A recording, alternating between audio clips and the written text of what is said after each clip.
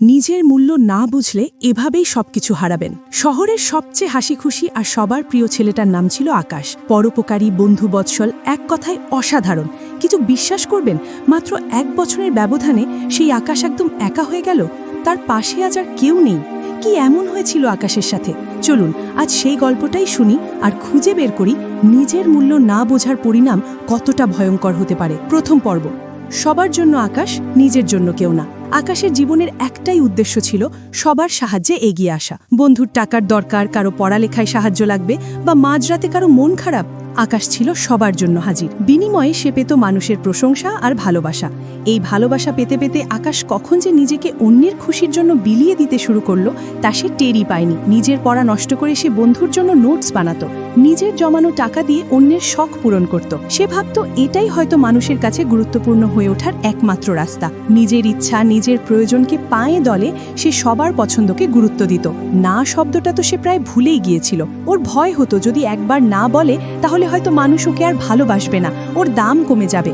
ও বুঝতেই পারেনি যে মানুষ যদি নিজের দাম না বোঝে, পৃথিবীও তাকে সস্তা ভেবেই ছেড়ে দেয়। দ্বিতীয় পর্ব, অবহেলার শুরু। কিন্তু এই ভালো মানুষের তকমাটাই যেন ওর জন্য কাল হয়ে দাঁড়ালো। সময়ের সাথে সাথে সবকিছু পাল্টে যেতে শুরু করলো। যারা একসময় আকাশের প্রশংসায় পঞ্চমুখ থাকতো, তারাই ওকে অবহেলা করতে শুরু করলো। বন্ধুরা এখন আর ওকে আগের মতো সম্মান করে না। দরকার পড়লেই শুধু আকাশের ডাক পড়ে। অন্য সময় সে কেমন আছে সেই খোঁজটাও কেউ নেয় না। আকাশ অবাক হয়ে দেখল যে কোনো আড্ডায় ওর কথাগুলো যেন হাওয়ায় মিলিয়ে যাচ্ছে। ওর মতামতকে কেউ পাত্তা দিচ্ছে না। সে সবার কাছে এতটাই সহজলভ্য হয়ে গিয়েছিল যে তার সময়ের আর কোনো দামই রইল না।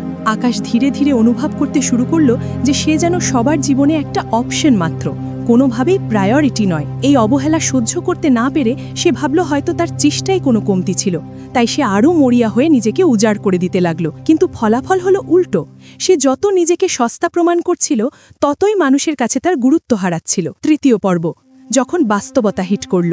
আসল ধাক্কাটা এলো তখন যখন আকাশের জীবনে সবচেয়ে বড় ঝড়টা এলো। বাবার হঠাৎ অসুস্থতার কারণে তার জরুরি ভিত্তিতে টাকার প্রয়োজন হলো। যে আকাশ এতদিন সবার বিপদে ঝাঁপিয়ে পড়েছে, আজ তার প্রয়োজনে সে একা। সে তার সেই সব বন্ধুদের ফোন করলো যাদের সে কোনোদিন ফিরিয়ে দেয়নি, কিন্তু আজ সবাই ওকে ফিরিয়ে দিল।